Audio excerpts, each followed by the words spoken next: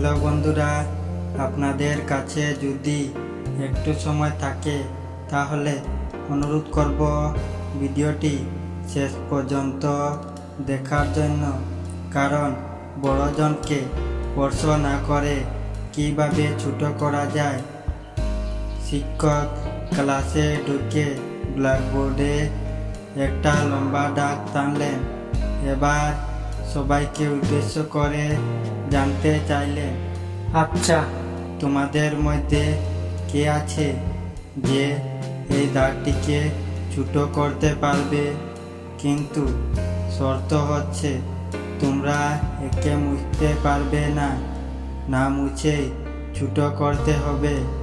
তারপর ছাত্ররা সবাই পরাগতা প্রকাশ করলো, কারণ মুছা ছাড়া দাগটিকে ছোট করা আর কোনো পদ্ধতি তাদের মাথায় আসছে না।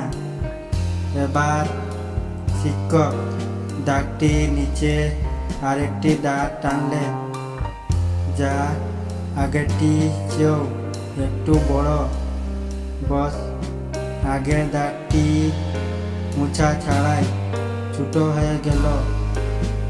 কাউকে ছোট করতে বা হারাতে হলে তাকে স্পর্শ না করেও পারা যায়।